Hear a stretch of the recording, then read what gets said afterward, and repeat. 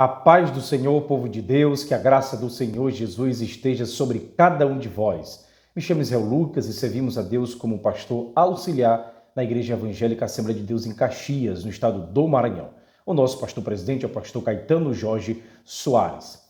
E para a glória de Deus, nós iremos dar continuidade nas ministrações da Escola Bíblica Dominical, revista de adultos, primeiro trimestre de 2022. O tema da presente lição é a supremacia das Escrituras e o subtema, a inspirada, inerrante e infalível Palavra de Deus. Louvado seja Deus por isso. E para a glória de Deus, queridos, nós já chegamos na lição de número 8. O tema da presente lição, que será ministrada no próximo domingo, dia 20 de fevereiro de 2022, será a respeito da lei e os evangelhos. E também o resultado da lei, o que é apontado, repetido nos evangelhos, apontam para a pessoa de Jesus Cristo, ou seja, revelam Jesus Cristo. O tema da presente lição, a lei e os evangelhos revelam a Jesus Cristo. Louvado seja Deus por isso. Na primeira lição, recapitulando rapidamente aquilo que nós já construímos e falamos ao longo destes meses, aprendemos a respeito do que a Bíblia é para nós como autoridade final, para a nossa regra, para a nossa prática, para a nossa vivência e também, acima de tudo, obediência. Na lição de número 2, aprendemos a respeito de uma doutrina chamada inspiração da Bíblia, dizendo assim, por sua vez, que ela é sagrada, divina, e além disso, a extensibilidade da sua inspiração englobam tanto o aspecto verbal como também o aspecto plenário, ou seja, em cada palavra, em cada letra, e bem como de Gênesis a Apocalipse, ok? Além disso, a palavra de Deus ela nos ensina, nos instrui e também nos corrige. Esses foram os aspectos principais abordados na lição de número 2. Na lição de número 3, também falamos a respeito da doutrina segundo a qual a Bíblia não contém erro algum, que é conhecida como a inerrância das Sagradas Escrituras. Por isso, nós podemos confiar plenamente na sua mensagem e daquilo que ela é apresentado dentro da sua incorruptibilidade, ok? A palavra de Deus é incorruptível, ela não contém erros, de fato, o nome da doutrina, ela é inerrante. É isso que entendemos a respeito da palavra de Deus. Na lição de número 4, tratamos a respeito da estrutura da Bíblia Sagrada, que ela é dividida em Antigo, Novo Testamento. Nós explicamos ali os termos testamentos e também a divisão estrutural tanto do Antigo na Bíblia hebraica, bem como do Novo Testamento, ok? Falamos um pouquinho dos tipos de traduções, tanto da de São Jerônimo na Vulgata, ok? Para o latim, ali a língua grega traduzida para o latim, chamada de Vulgata Latina. Além disso, falamos também um pouco da Septuaginta, né? Ou Septuaginta, como alguns costumam chamar, que é a versão para o grego, dentro daquela helenização ali, promovida por Alexandre Grande, antes de Cristo. Então, são os tipos de versões que nós comunicamos aí, explicamos, e posteriormente iremos falar sobre a Peshitta, os Targums, etc., para melhor englobar o estudo bibliológico desse aspecto doutrinário da presente lição, ok? Por que é importante nós sempre retornarmos às verdades práticas das lições? Porque tudo que você for construindo daqui para frente são novos tijolos, são novas bases. É interessante você sempre voltar aos fundamentos para solidificar, para estruturar cada vez mais os ensinos que estão vindo posteriormente. Então, sempre que possível, volte a alguns assuntos, aspectos principais, aplique-os à realidade dos seus alunos e, com isso, construa novos tijolos, novos paradigmas para que você venha a dar o entendimento maior daquilo que os alunos precisam para a sua vivência cristã, uma boa instrução e também uns bons costumes, ok? Como disse o pastor Antônio Gilberto, bons costumes não geram boas doutrinas, mas boas doutrinas geram bons costumes. Então, que venhamos estarmos acostumados, basilados, doutrinados, retos, né, dentro de uma ortodoxia cristã, na palavra de Deus, nas Sagradas Escrituras. Esse é o nosso intuito.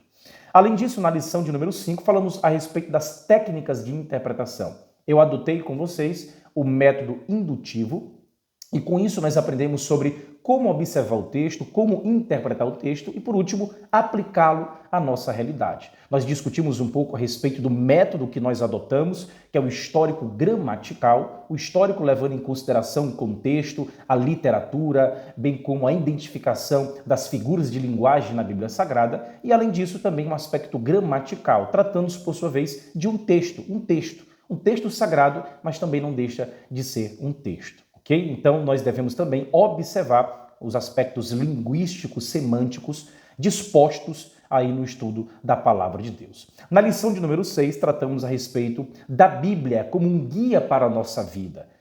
Citamos bastante o que o salmista diz, lâmpada para os meus pés, luz para o meu caminho. Falamos a respeito de uma árvore frondosa à beira de águas correntes, que dá fruto no tempo certo, as suas folhas não murcham, e tudo o que fizer irá prosperar. Então, nós basicamente aplicamos aquilo que já tínhamos construído e, de fato, nós colocamos a realidade do querido ouvinte, do querido professor e também do aluno que está recebendo esta palavra, ok?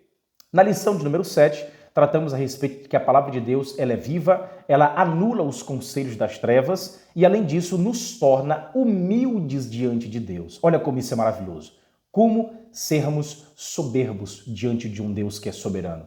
Como podemos ser altivos, egoístas, orgulhosos diante do poder da criação, autoridade, benevolência, misericórdia para reconhecer os seus feitos, na revelação geral, na revelação especial, em tudo que está à nossa volta, manifesta, glorifica, aponta para o Criador Supremo, para o arquiteto da história, para o Deus das nossas vidas.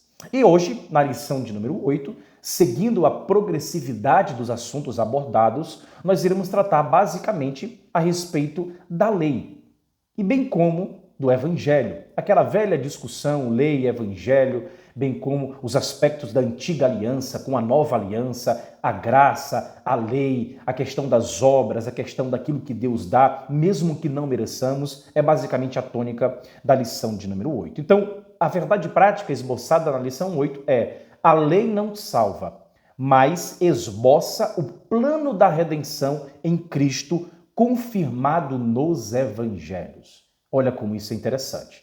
Então, é dentro dessa perspectiva que eu quero tratar com vocês, a partir deste momento, do primeiro tópico da lição de número 8, ok? Preste bastante atenção, como os queridos conhecem a nossa didática, não irei expor o texto assim como está disposto aqui na presente lição, mas irei trazer algo a mais para que vocês possam incrementar, enriquecer os seus estudos e da melhor forma levar esses conhecimentos para os seus alunos em sala de aula, ok? Então vamos lá. O primeiro tópico trata a respeito de aspectos estruturais. Fala a respeito do Pentateuco como sendo a lei de Deus e o tópico 1 trata especificamente dessa perspectiva, o Pentateuco, a lei de Deus, ok?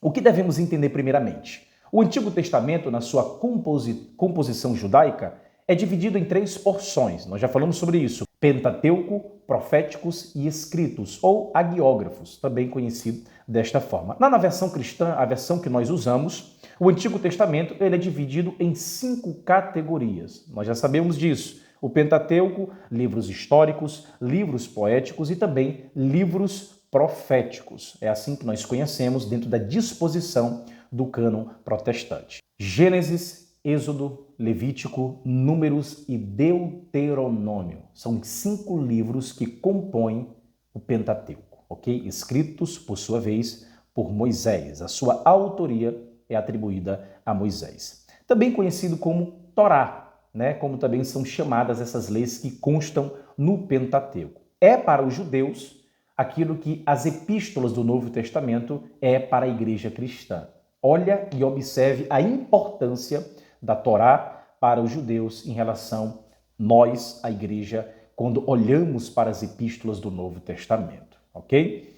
O Pentateuco ele é tido oficialmente como o gatilho que dispara o início, preste bastante atenção nisso, da revelação e inspiração das Sagradas Escrituras. Isto é, e se dá por algumas razões. Primeiro, o Pentateuco é um compêndio literário, enquanto que, por sua vez, Jó é um livro isolado. É a divisão de alguns estudiosos a respeito do Antigo Testamento. A datação dos livros de Pentateuco ela é bastante conhecida e amplamente divulgada. Nós sabemos que a partir de 1688 a.C. até 1645 a.C. foi mais ou menos ali o momento da datação dos livros contidos ali no Pentateuco. O Pentateuco ele lança os fundamentos da doutrina judaica e da revelação divina ao homem. Porém, o livro de Jó entra aí na classificação dos livros poéticos, ok? Aqui é a primeira parte estrutural, para que você venha recapitular basicamente essa divisão que é importante ser frisada ao longo dos nossos estudos. Vamos para o segundo tópico, a grandeza da lei. Observe bem isso. O Antigo Testamento, ele contém mais de 600 mandamentos que os israelitas tinham que guardar como a evidência da sua lealdade a Deus, ok? Agora é interessante notar que apenas 4 dos 39 livros do Antigo Testamento, a rigor, contém de fato a lei.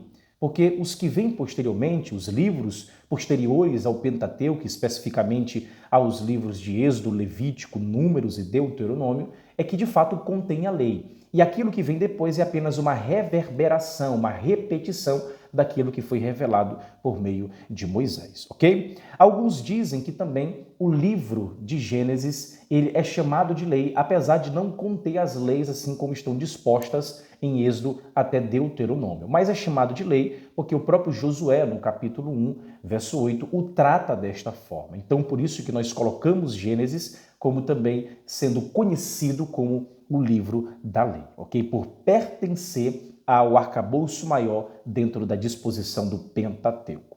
Às vezes, no Novo Testamento, o termo lei se refere a todo o Antigo Testamento. Então, quando você, por exemplo, olhar uma passagem, estudar uma parte das Sagradas Escrituras, especificamente no Novo Testamento, e falar de lei, observe o contexto daquilo que o autor quis passar para o público original. Porque às vezes, por exemplo, em Mateus capítulo 5, verso 17, quando fala de lei naquele contexto, está tratando de todo o Antigo Testamento. De acordo com a disposição do cânon protestante, os 39 livros que compõem o Antigo Testamento. Quando, por exemplo, você ler também Tito, capítulo 3, verso 9, fala de lei, também trata aí de todo o Antigo Testamento. Mas em outras passagens, por sua vez, quando fala de lei, basicamente pode ser uma lei em específico, ou pode ser basicamente o Pentateuco, ou um livro ali, por sua vez, tratado dentro da perspectiva mosaica, ok? Pois bem, como eu havia dito, a maioria dos livros do Antigo Testamento, a parte ali, tirando o Pentateuco, eles de fato ilustram, aplicam a lei que está no Pentateuco. Por isso que nós dizemos que a rigor, restritamente, a lei está contida nos 4 livros que compõem o Pentateuco, Êxodo até Deuteronômio, ok? Pois bem, vamos tratar aqui de um aspecto a respeito da natureza da lei. A primeira coisa que devemos entender é que a lei do Antigo Testamento é uma aliança. Uma aliança é basicamente um contrato. E esse contrato ele deve ser obrigatório para ambas as partes, para as duas partes que compõem esse contrato. Sendo que as duas partes têm obrigações específicas nessa aliança. Aí que nós entramos com o linguajar um pouco da antiguidade medieval, tratando do suzerano e também do vassalo. Já já irei explicar cada termo que é usado aqui nesta exemplificação, ok? Um chefe, por exemplo, supremo, ele faz generosamente uma aliança com o seu vassalo. O que é o vassalo nessa perspectiva? É um servo, é um subordinado, ou seja, o vassalo é mais fraco e depende do seu suzerano, ok? O suzerano, por sua vez, é o chefe, ele garante benefícios e proteção e, com isso, o vassalo é obrigado a ser leal somente ao seu suzerano, somente ao seu chefe, aquele quem é hierarquicamente superior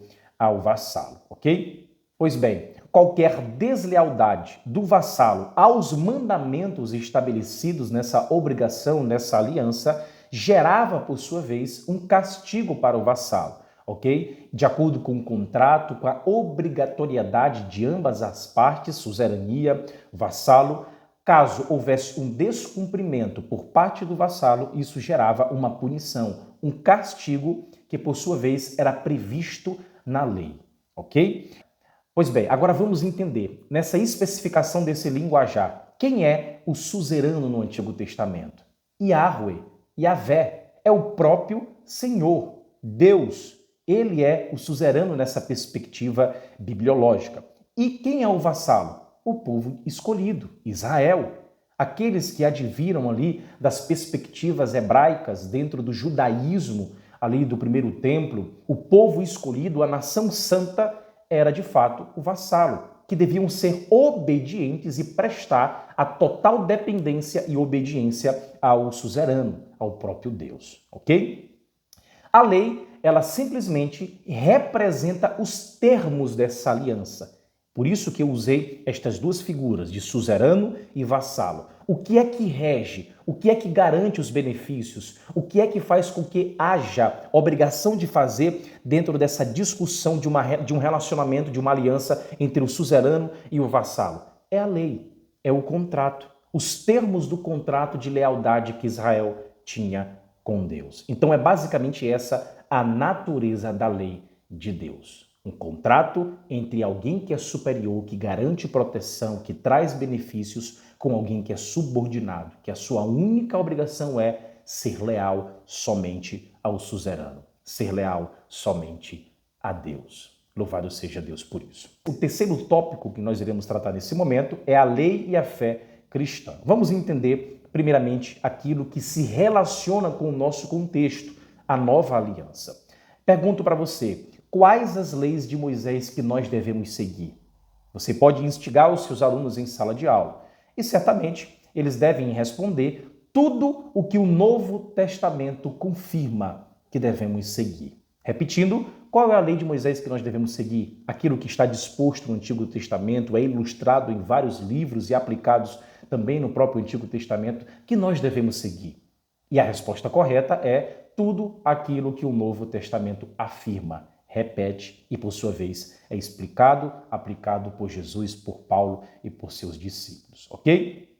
Primeiro, entenda, de acordo com a disposição aqui da grandeza da lei, que trata a respeito do aspecto cerimonial, que trata do aspecto civil, moral, a pergunta é, quais desses aspectos cessaram ou, de fato, continuam? Você responde, a lei civil e a lei cerimonial cessaram. Porque se não fosse assim, ainda hoje estaríamos sacrificando animais no templo para o sacerdote, ok? Para Deus por meio do sacerdote. A lei moral, que está contida nos 10 mandamentos, ela sim deve ser cumprida em sua integralidade. Por quê? Porque é basicamente a expressão da santidade de Deus. Então, quando nós olhamos para a lei, daquilo que foi trazido do Antigo Testamento, repetido na Nova Aliança por meio de Cristo, por meio da inspiração divina do próprio Espírito Santo para os autores bíblicos, isso sim deve ser cumprido, porque é nada mais do que a expressão da santidade do suzerano, da santidade de Deus trabalhando na história da humanidade. Então,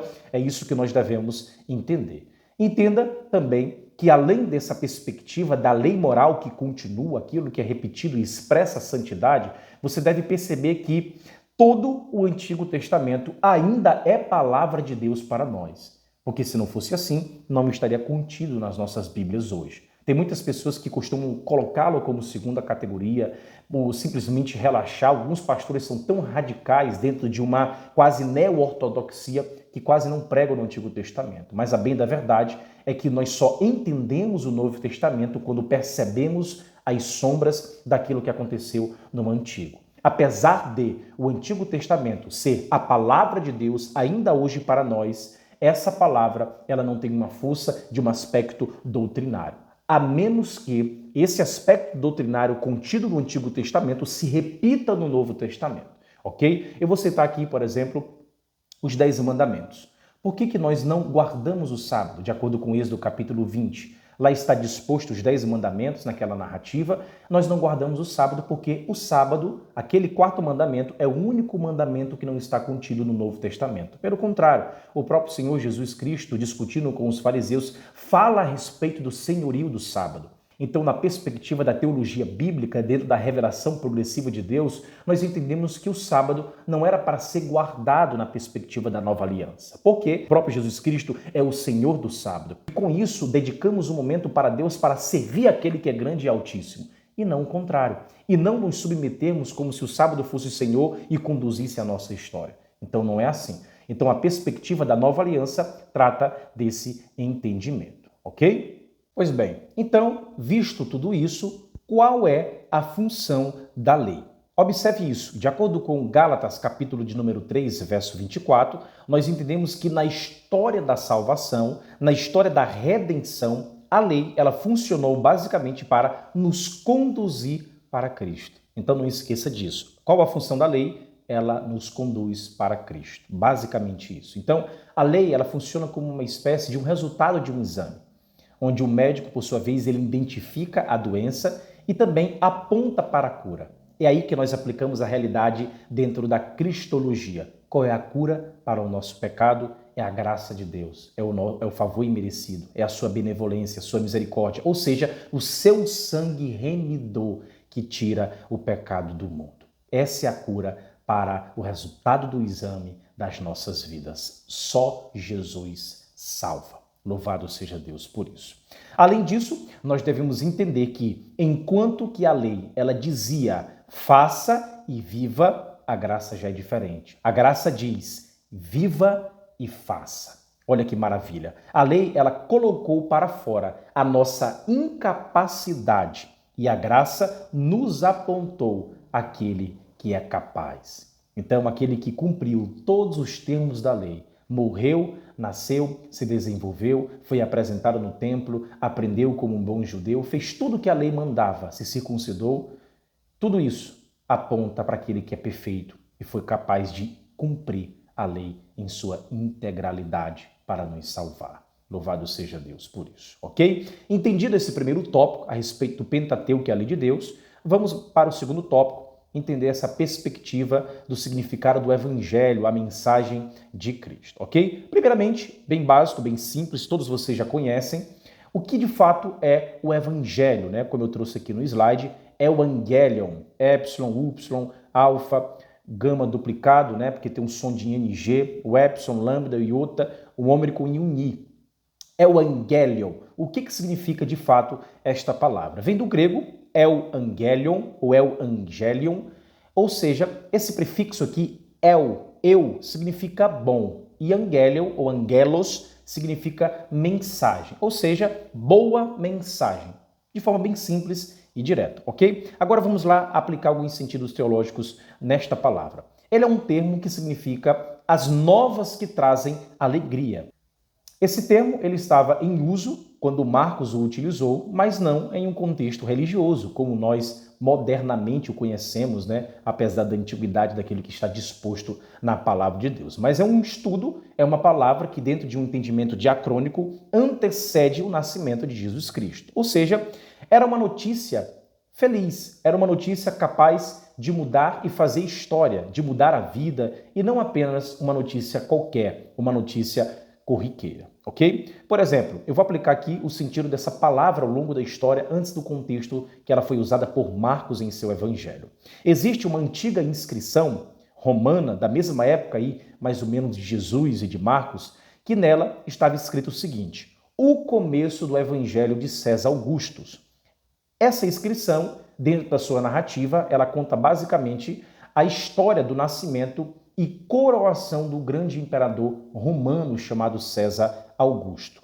Assim, essa palavra ela era usada para designar momentos importantes na vida de alguém que tinha proeminência, né? O primeiro cidadão do mundo, como nesse caso César Augusto, ok? E também poderia estar relacionada à sua ascensão ao trono, às suas grandes conquistas. Então, tudo isso era reunido dentro dessa literatura conhecida como o Evangelho de César Augustus, os contos e feitos mais importantes da vida deste homem. Outro exemplo, eu cito para vocês, por exemplo, quando a Grécia ela foi invadida pela Pérsia, os gregos eles ganharam as batalhas, famosas, conhecidas como batalhas de Maratona e Salamita, e por sua vez, a partir do momento que os gregos venceram essas batalhas, eles enviaram arautos. Era o nome daqueles que davam as boas notícias para os demais dentro daquelas províncias, ok? E qual era o intuito desses arautos? Era basicamente proclamar as boas novas em todas as cidades que iam. Então eles saíam lá a cavalo,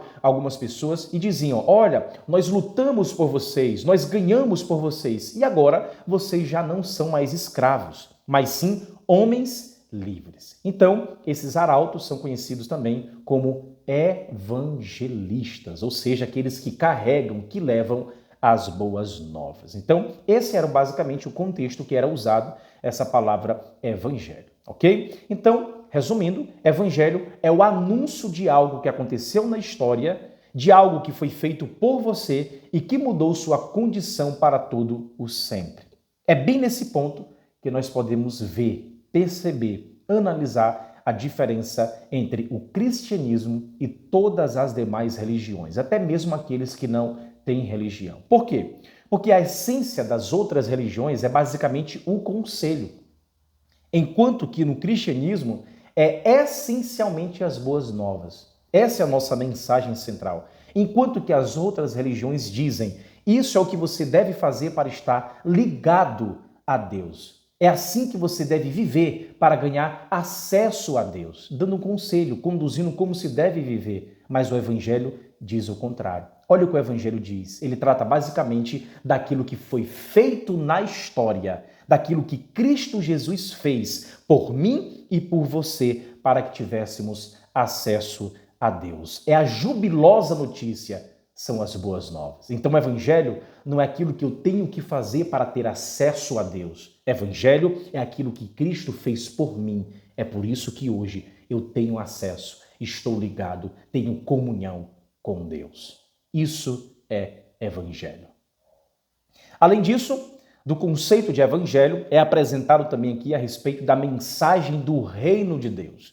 É um termo que, dentro de um estudo mais aprofundado da teologia bíblica, nós percebemos que tem uma proeminência muito grande essa expressão na cabeça de um judeu daquele contexto. É importante nós entendermos essa expressão, o reino de Deus. A ideia aqui de reino, ela faz sentido quando nós olhamos para o panorama dos eventos bíblicos. Por exemplo, vamos lá agora contar um pouco de história. O povo de Israel ele foi libertado por Deus do Egito, nós sabemos disso. Na sua grande constituição como nação, eles seguem pelo deserto até entrarem em Canaã. Muito bem. Algum tempo depois inicia-se a monarquia, com destaque aí especial para os reis Davi e o seu filho Salomão.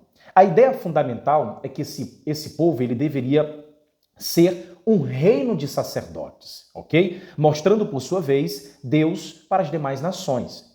Representando aí o próprio Deus como corregentes de Deus para todas as coisas, para que todas as coisas estivessem no seu devido lugar. Agora, no período de Davi e Salomão, há um protótipo disso, daquilo que é a perspectiva do reino de Deus, daquilo que Deus esperava do seu povo escolhido.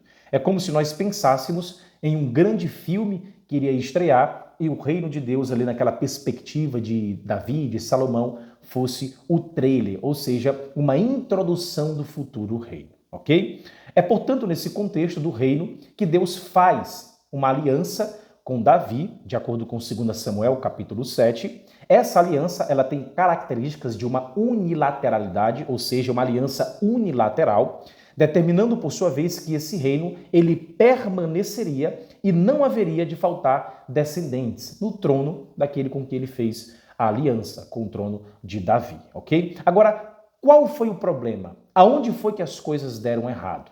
Algum tempo depois, esse reino se divide. A nação se afasta de Deus. Aqui começa a degradação de Israel. O reino do norte cai nas mãos dos assírios e depois o reino do sul cai nas mãos dos babilônios. E a pergunta é, o que será feito desse reino? Nesse momento da história, os profetas, logicamente, dizem para terem calma e tranquilidade enquanto as coisas estavam aí tudo de cabeça para baixo. Porque eles animavam e diziam, esse reino vai chegar. Essa é a mensagem profética aí de alguns livros do Antigo Testamento. Por exemplo, nas palavras de Amós, ele diz, a tenda de Davi irá se levantar, profetizando. Quando, por exemplo, Isaías fala, ele diz, o tronco de Jessé irá produzir um ramo, ou seja, um rebento novo, como é bastante conhecido na corrigida, ok? Então, significa aí, por sua vez, na cabeça e no entendimento do judeu, de que estava falando do retorno dos tempos áureos da nação de Israel, ali na época do rei Davi, do reino davídico. Aí que as coisas ficam interessantes. Quando Jesus aparece, a expectativa de que esse reino haveria de retornar, esse reino haveria de voltar. E é justamente naquele contexto que as expectativas estavam bastante afloradas no meio daquela comunidade de Israel. E qual foi a razão principal dessa agitação? Entenda isso. Depois da nação de Israel ser escolhida, ela foi por vários anos de sua vida, da sua existência, dominada pelos babilônios, pelos persas, pelos gregos e bem como pelos romanos. É basicamente ali, antes um pouco dos romanos tomarem conta da nação de Israel, que eles têm uma certa independência com os macabeus, asmoneus, mas nunca houve glória como tinha no passado, nos tempos áureos do rei Davi e também do rei Salomão. Desde o ano de 63 a.C., quando os romanos começam a dominar aquela região, eles agiam com muita truculência, eles agiam com muita autoridade, com muita força. Então, a expectativa era essa. Quando chegar o reino, quando chegar o Messias, nós iremos deixar de ser subordinados desses grandes imperadores. Nós iremos deixar de estarmos debaixo de humilhação, de sofrimento e de dor causada por aqueles que nos conquistaram ao longo da história e naquele contexto do Novo Testamento, basicamente os romanos que estavam imperando no mundo conhecido naquela época. Aí eu remeto toda essa narrativa, essa história que acabei de contar, para o Sermão do Monte, quando aqueles discípulos, aquelas várias pessoas estavam ali próximo do mar de Genezaré, do lago de Tiberíades, o mar da Galileia, também conhecido, ao norte ali do caminho de Magdala, Jesus Cristo encostado numa pedra, falando para os seus discípulos que chegado é o reino. E agora ele começa a descrever as bem-aventuranças, É chamado de Macários do grego. Felizes são aqueles, bem-aventurados são aqueles. Então, há por parte de algumas frustrações e por parte de outros aí uma grande alegria, porque estava entendendo de fato que era o evangelho. O reino de Deus estava sendo traçado num patamar espiritual. Então aquilo que alguns esperavam de alguém que vamos nos reunir, as facções aqui dentro do judaísmo, os fariseus, saduceus, zelotes, sicários, escribas, todos vocês vamos nos reunir, vamos destruir Roma. Mas não, Jesus tinha vindo para pregar o reino, para pregar o evangelho, para ministrar aqueles corações sedentos e feridos, angustiados, doloridos por muitos anos de tormento, por muitos anos de subjugação, que eles seriam recompensados, que a justiça seria beneficiada àqueles que são mansos de coração. Aqueles que estavam, de fato, contristados pelo seu pecado, iriam ser consolados. Felizes são os que choram. Então Jesus, ao invés de tentar fazer como estrategista, trazer momentos para que houvesse conflitos e guerras, não. Ele pregou simplesmente as boas novas. Ele falou, o reino de vocês não é daqui, mas é nos céus. Aqui não é para vocês se vislumbrarem com um sofrimento passageiro, porque eu sou um Deus de justiça. E vocês, mesmo que estejam sendo injustiçados, me louvem, me glorifiquem, me exaltem, porque o Deus de justiça não falha e nunca falhará. Esse é o desafio moderno dentro de uma perspectiva teológica daquilo que nós estamos vivendo ou vivemos durante essa pandemia. Não é agradecer a Deus pela pandemia, mas é no meio da pandemia louvar ao Senhor e bendizer o seu nome. Dizer, Senhor, Tu és soberano. Apesar de não entender o que está acontecendo, não cesso de Te glorificar, porque o Senhor tem um controle da história em Tuas mãos. Importa que nós cresçamos e o Teu reino seja ministrado a vários corações. Amém? Então é basicamente esse o entendimento dessa mensagem do reino de Deus, ok? Terceiro tópico, a mensagem da salvação. Dentro da divisão da teologia sistemática, nós aprendemos que o estágio dos evangelhos ele compreende 35 anos. São 4 livros, Mateus, Marcos, Lucas e João. 4 autores, 4 públicos diferentes e também 4 perspectivas e propósitos diferentes. É basicamente essa mensagem da salvação disposta nos evangelhos. Enquanto que, por exemplo, Mateus, ao escrever para os judeus, revela Jesus como filho de Davi, o rei Messias, Lucas faz diferente. Escrevendo para os gregos, chama ele de o Filho do Homem que veio salvar.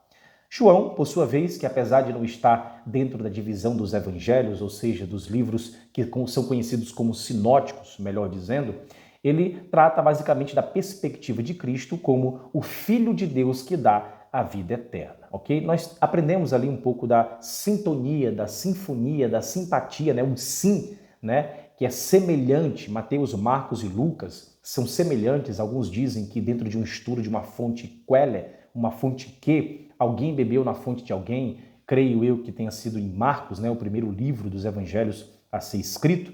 Mateus e Lucas basicamente só acrescentaram, por meio da inspiração do Espírito Santo, foram guiados a colocar outras informações. E outras repete literalmente ali em Mateus e Lucas aquilo que está contido lá em Marcos, ok?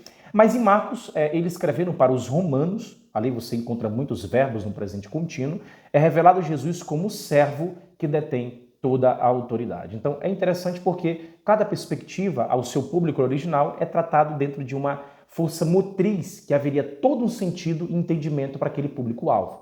Enquanto para os judeus, o filho de Davi. Então lembra das profecias de Isaías, de Amós. Quando falava, por exemplo, para os gregos, dentro de aquela perspectiva aristotélica do platonismo e também das filosofias que tinham ali naquela época na Grécia, né, que eram muito fortes, ele fala o filho do homem que veio salvar, né? O Logos encarnado, o verbo ali escrito por João. E Marcos, escrevendo para os romanos, que eram muito altivos, tinham autoridade, eram ali soberanos, né, tinham um orgulho muito aflorado, ele simplesmente revela Jesus como o servo que detém toda a autoridade, quebrando esses paradigmas aí dentro da mensagem da salvação. E ela, por sua vez, se encaixando dentro dessas perspectivas, ok? E por último, terceiro tópico para nós encerrarmos, uma mensagem transformadora. São 3 tópicos: transformação do caráter, a restauração da família e bem como a regeneração da sociedade. Aqui é algo mais prático, mais devocional, mais aplicável. Você pode citar, por exemplo, algumas ideologias ao longo da história construída para destruir as famílias, também falar da imoralidade sexual e como a Bíblia, com seus valores, com a ética do reino de Deus, trata essas circunstâncias e também a regeneração da sociedade. Aquilo que a palavra de Deus faz em uma sociedade. Em um dado povo, uma nação que adota a palavra de Deus como verdade absoluta. Logicamente, há uma mudança radical, porque a verdadeira transformação é gerada por meio da palavra de Deus, ok? Então, o último tópico não irei comentar em detalhes, porque é algo mais devocional, o querido professor vai aplicar de acordo com a sua realidade, procure visualizar ali alguma necessidade dentro do corpo de alunos que você ministra e aplique em cima daquilo que for necessário. O princípio bíblico observado, interpretado e, por último, aplicado à realidade que o querido professor está ensinando, ok? Até a próxima aula, que Deus te abençoe. Se você chegou até aqui e não é inscrito no nosso canal, inscreva-se, ore por nós para que continuemos fazendo o nosso melhor naquilo que Deus tem proposto ao nosso coração. Forte abraço, Deus lhe abençoe.